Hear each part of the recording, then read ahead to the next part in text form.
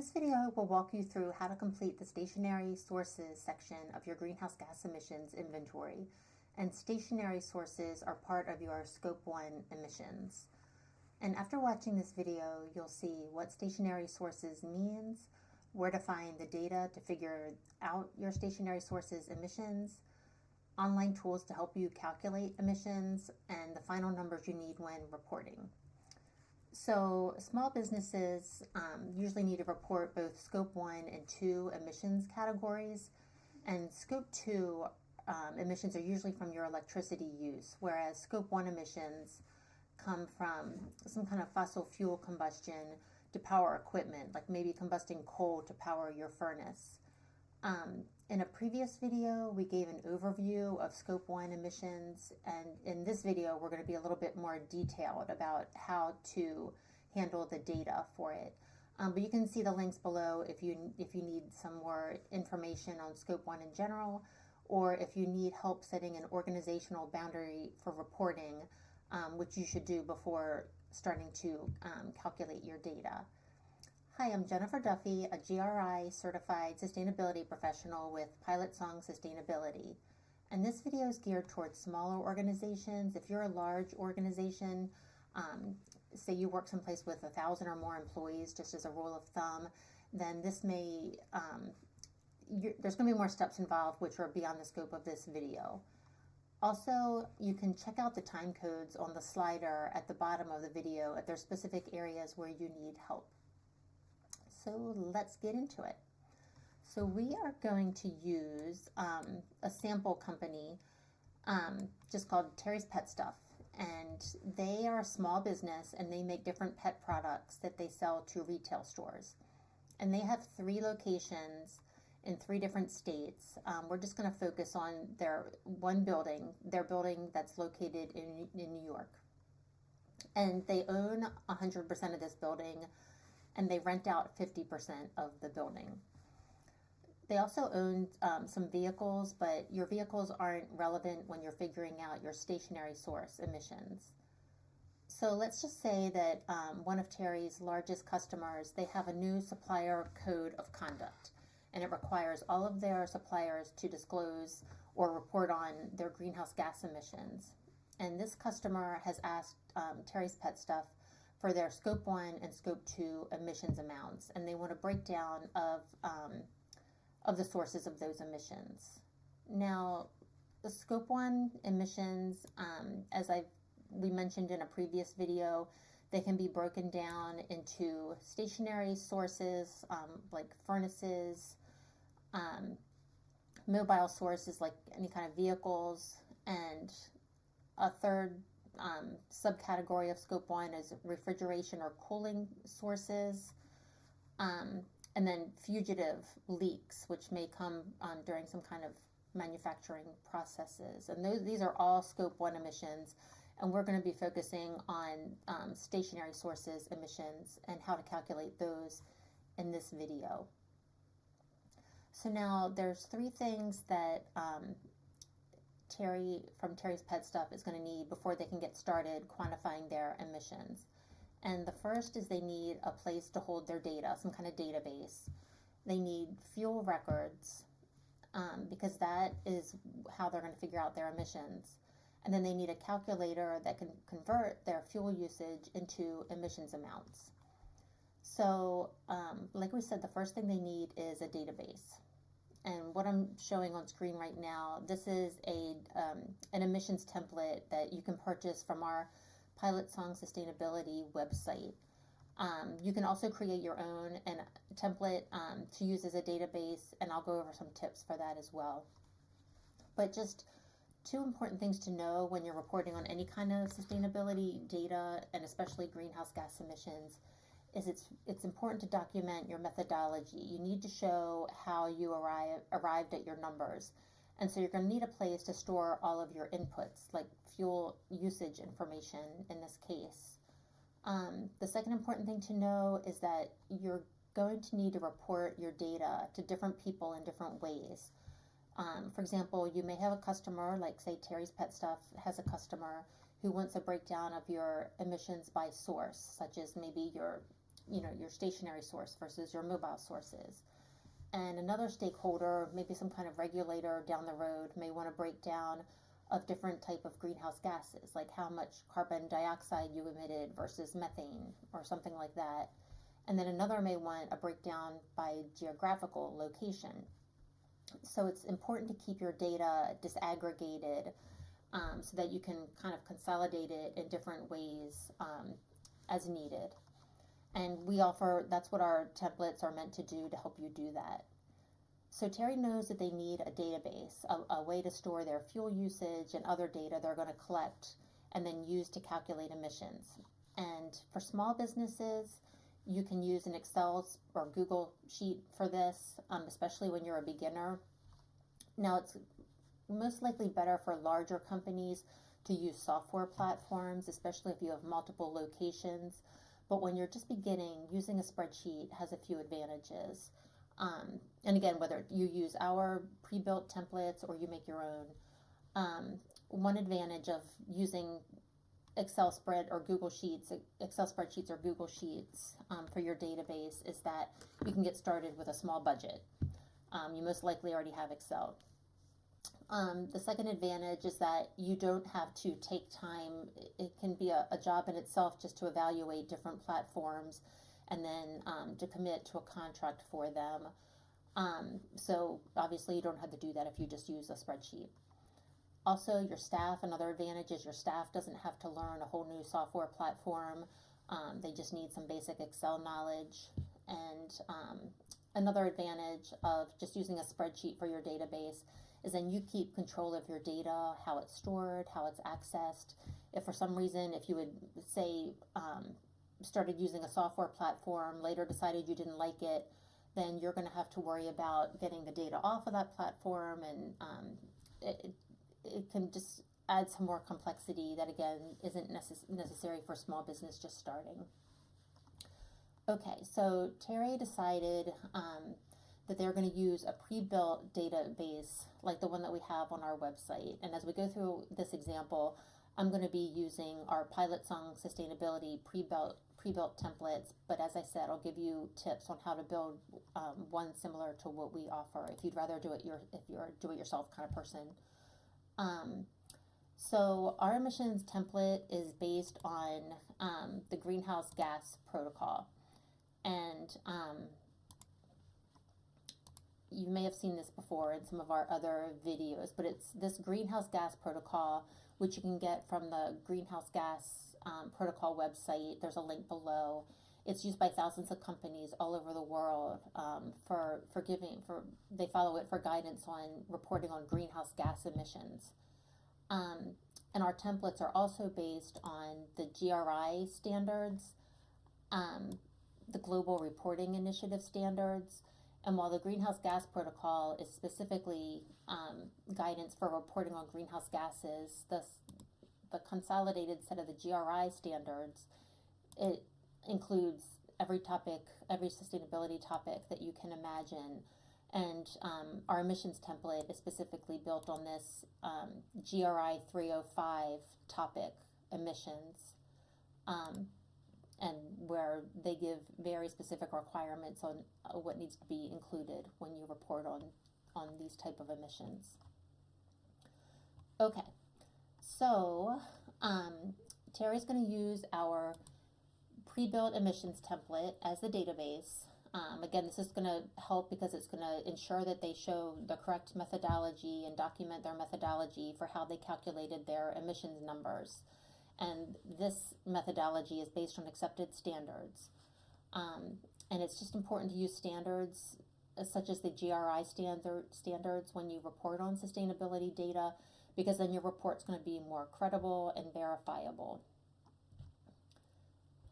So the second item that Terry needs, in addition to having a database, is that they need fuel records and bills, because it's their fuel use that is what's causing their emissions, their stationary source emissions. And what they're going to need are all of their bills for the reporting period. And the reporting period is generally the same as your financial reporting period, which is, for our example, we're going to say it's January 1st through December 31st, 2025. Now, going back to, we said that Terry's we're going to be focusing on just this building for this example, where they own 100% of the building and they rent out 50%. And this becomes important when you choose your approach for reporting according to the Greenhouse Gas Protocol. I believe it's in Chapter 4 in particular, which I'm not going to go over the whole chapter, but you need to determine your approach for how you're going to kind of like break down your emissions. And we're going to say that Terry is choosing an operational control approach. And what that means is that according to the GHG Protocol, this means that a company has the authority to introduce and implement its operating policies. And if you need any kind of refresher on operational boundaries and organizational boundaries, then you can see our previous video, how to set organizational boundaries, using the link below, where you can see the Greenhouse Gas Protocol, Chapter 4.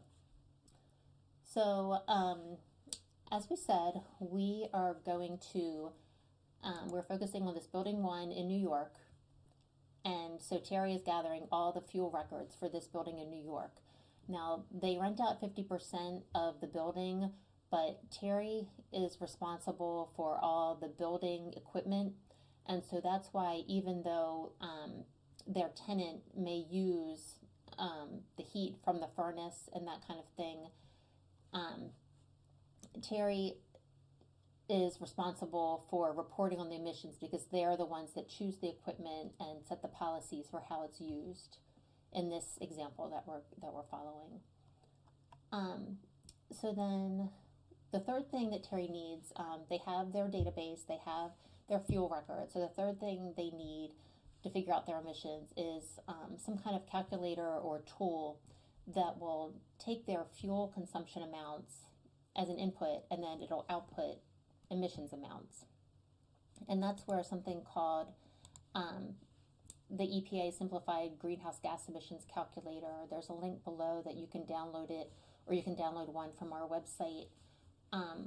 This is free, that you can find online, and this is what Terry's going to use to help calculate their emissions amounts.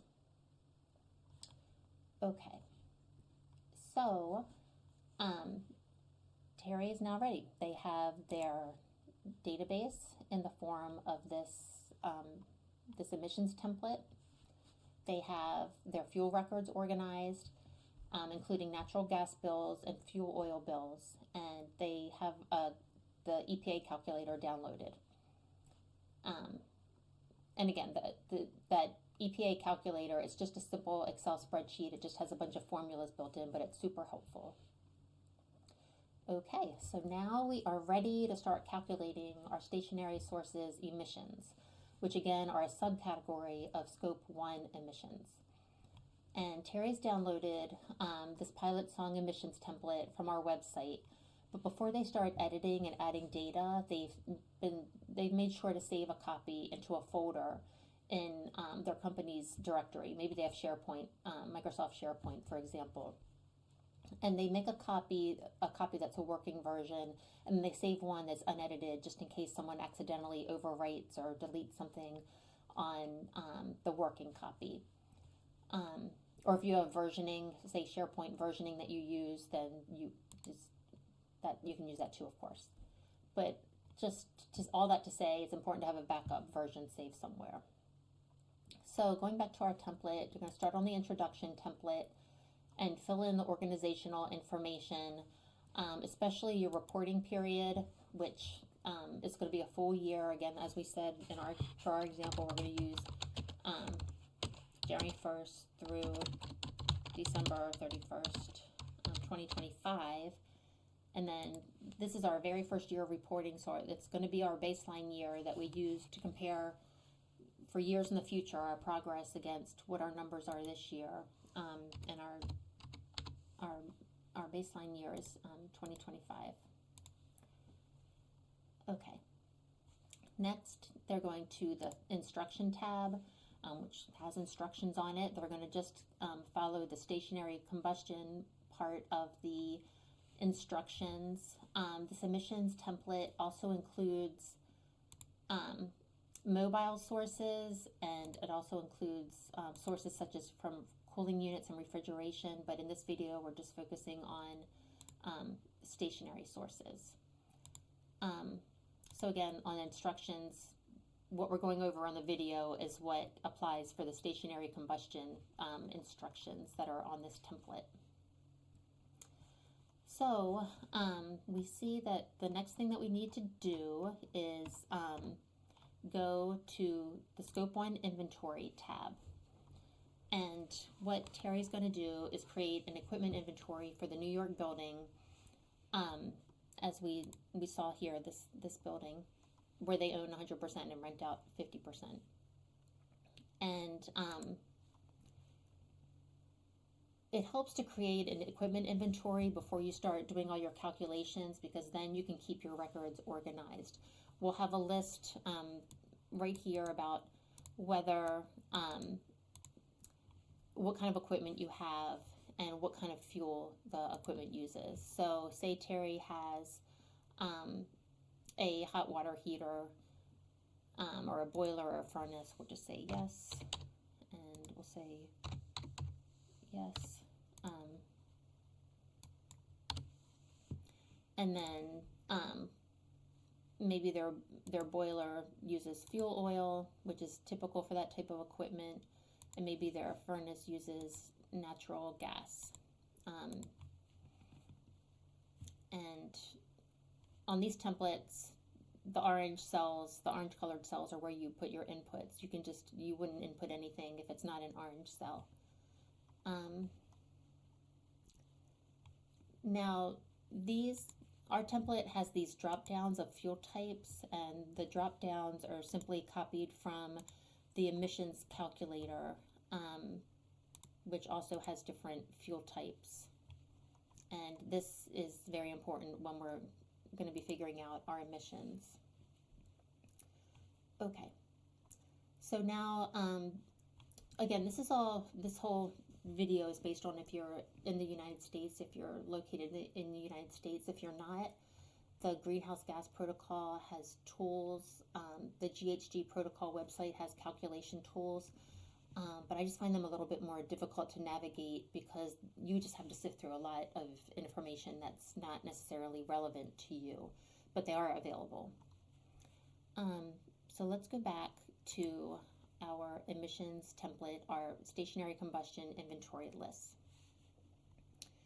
And again, Terry has a water boiler that uses fuel oil and a furnace that uses natural gas. And they don't have any kind of biomass. For example, they don't burn wood pellets for fuel or use ethanol or anything like that. Now, Terry does have a lot of other equipment in their building. They have computers, they have refrigerators, commercial refrigerators, they have lighting and security systems, but we're not listing those in this list because there's no combustion happening on site to power any of that equipment.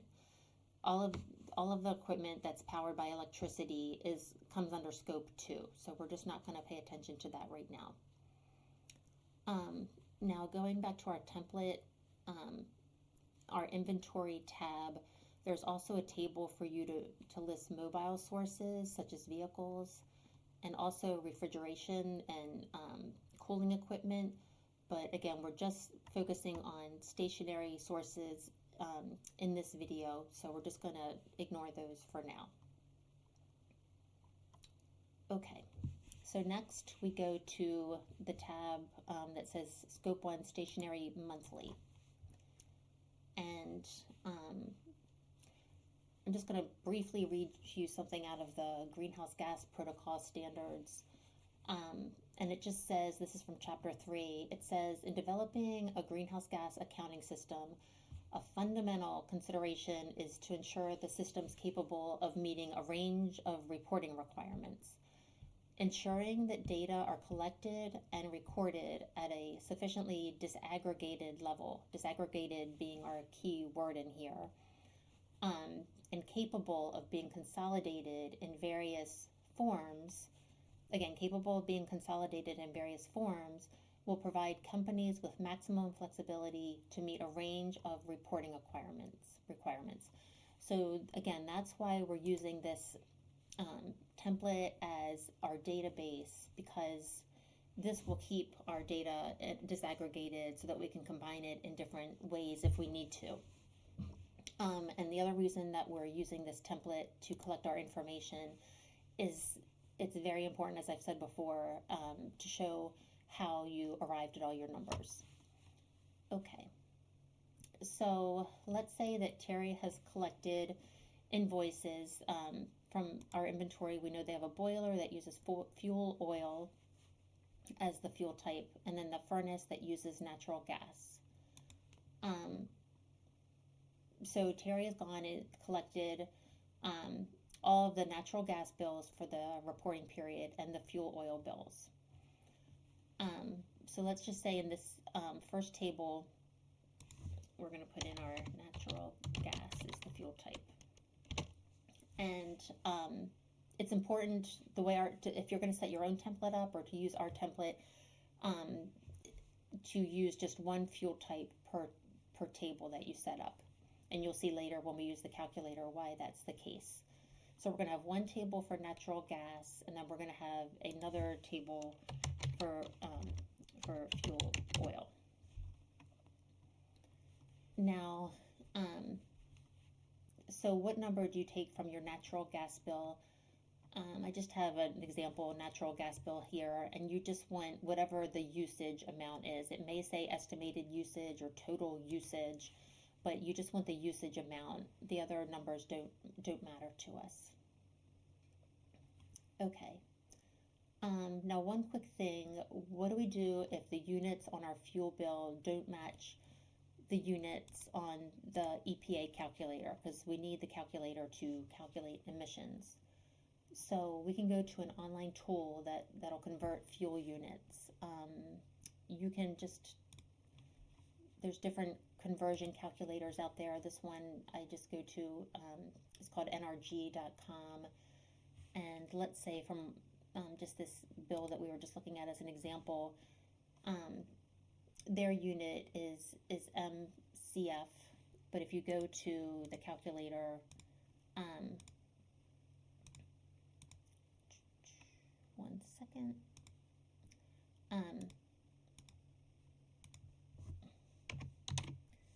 they don't offer that as an option. So we are going to go to this online conversion tool. We can just enter in the amount of whatever units we have. In our case, it's MCF. Hit the calculate button, and then we can go over here and see all of the different units.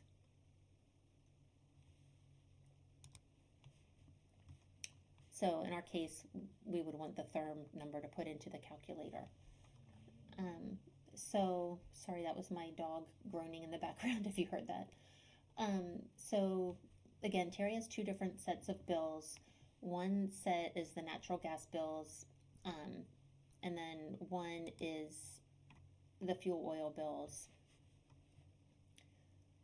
So I have just made up some numbers for us to use for this example. I'm just going to copy these off of my sample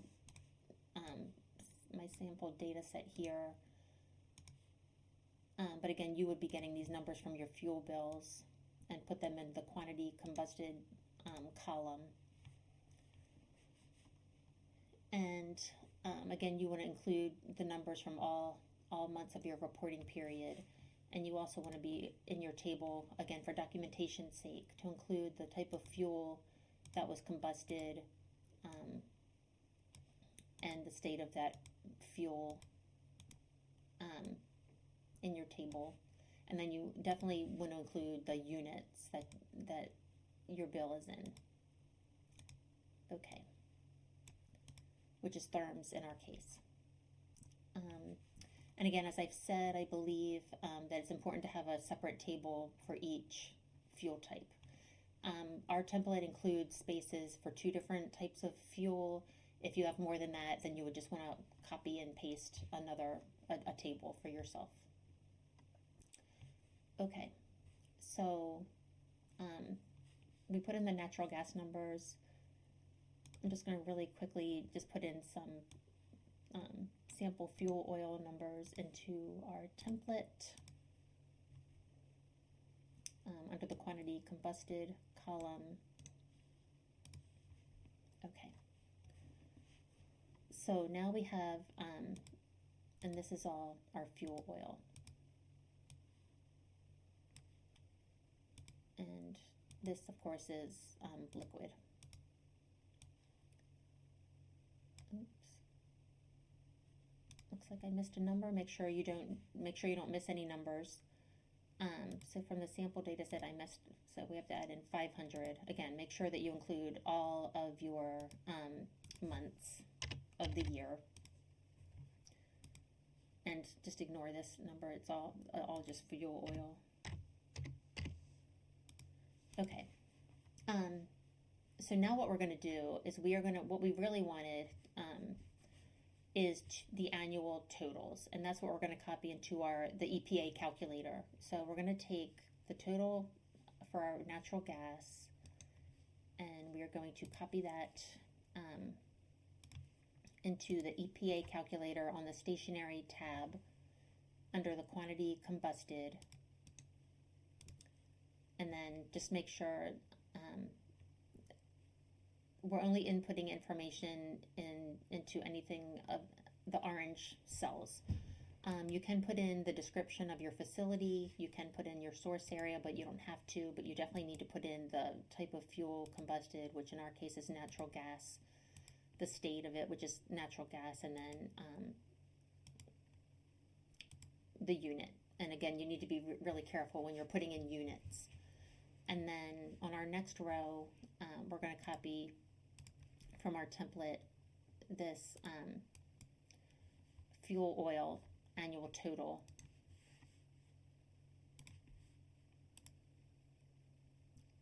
Into our calculator on a separate line under quantity combusted, the annual total, this was fuel oil,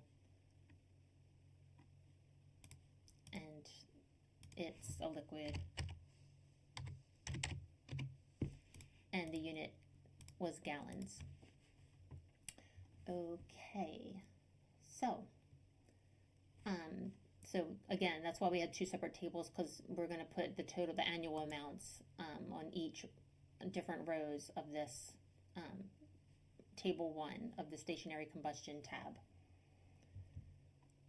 So now let's look and see what we have. So under here is our greenhouse gas emissions, and then this table is our total organization-wide stationary source combustion by fuel type. So it's basically just taking our inputs that we put up here. Natural gas up here, we have therms, but it's just converted it to standard cubic feet down here. And then our fuel oil is just 3,500 gallons. But the table that we really want is this one, and has this very descriptive label: total organization-wide CO2, which is carbon dioxide, CH4, which is methane, and nitrous oxide emissions from stationary source fuel combustion. And then you'll see we get our stationary combustion number down here. And you can see that the formulas have done a lot of work for us in the background. Now, you can see up here we have our carbon dioxide, and be sure to pay attention to the units. This is in kilograms, whereas methane is in grams and nitrous oxide is in grams. And this table is showing us a few important things here. So it's showing us the estimated amount of each greenhouse gas emitted per fuel type. So we can see here our natural gas, it's estimated to be about 22,874 kilograms of carbon dioxide and about 432.8 grams of methane and 42 grams of nitrous oxide. And we didn't use any biomass, or Terry's in our example didn't say we used, if for some reason you have some kind of, we'll just say that it's some kind of wood pellets or something. I'm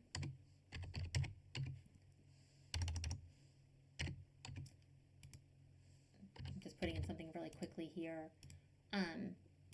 Then you would see that the biomass would populate down here, but we're going to take that out for now. Okay, so we'll see here that our total stationary combustion number is 58.7 CO2 equivalent emissions. And one thing that can be a little bit confusing, it was confusing to me when I was first starting, is that the unit that final emissions numbers, if you read at other companies' sustainability reports, you'll see that their emissions numbers are reported in carbon dioxide equivalents. And basically that's just a way to kind of standardize when you're comparing different entities, whether it's countries to each other or companies or industries. It just makes it a little bit more simple when you're comparing entities. And then it also helps when you're setting reduction targets. And I won't get into too much of the nuts and bolts about it, but just know that the CO2 number is made up of, because the different greenhouse gases don't affect global warming in the same way. For example, carbon dioxide stays in the atmosphere for thousands of years, whereas methane stays for maybe 10 or so years or 12 years. But methane, when it's in the atmosphere, is much more potent at holding in heat. And so there's a lot of different factors that affect how a greenhouse gas impacts global warming, and that's what this CO2 number kind of takes into account. And again, you can see that up here in the formula. It's taking the global warming potential of each of these gases and kind of combining them into this one number. And so for our sake, it's 58.7 CO2 equivalent emissions, and the unit down here is metric tons. Now, later, I'm just going to show you, this calculator has a summary tab which automatically populates, which is great. And later, so we have a stationary combustion number, and later, when you do your mobile sources and your other scope 1 sources, as well as your scope 2 sources, it'll all add up together into this summary. And again, one thing to notice on this summary is that they have the biomass emissions separate from our other emissions, so that's just something to keep in mind. It's just considered supplemental information. Okay, so we're almost finished, but not quite. So there's one more thing that we want to do, and that is to go, we're going to go back to our emissions template, our database, and we're going to save our summary information here. And we're going to be copying 5 different numbers from the EPA calculator back into this template. And we're going this time to go to the Scope 1 Summary tab. Okay, so first we're going to copy our CO2 equivalent number. So that is the one. Going back to our stationary combustion tab, we're going to copy the CO2 equivalent number 58.7 into this table 1, our stationary combustion row, And then for our baseline year, which is 2025.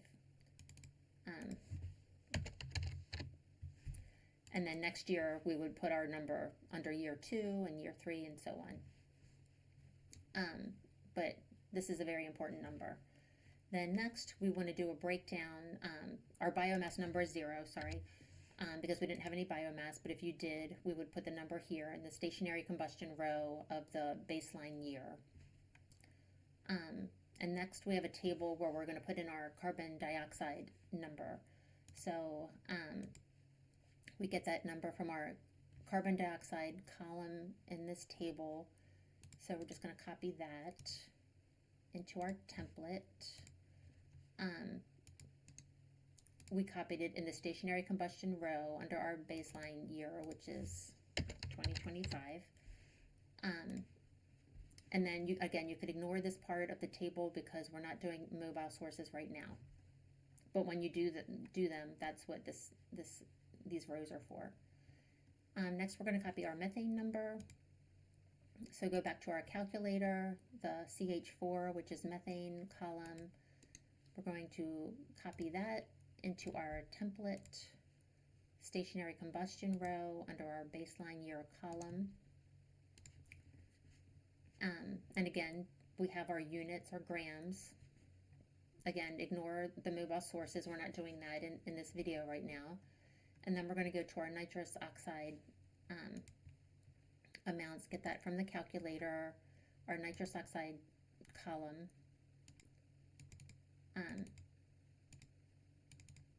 Oops, sorry.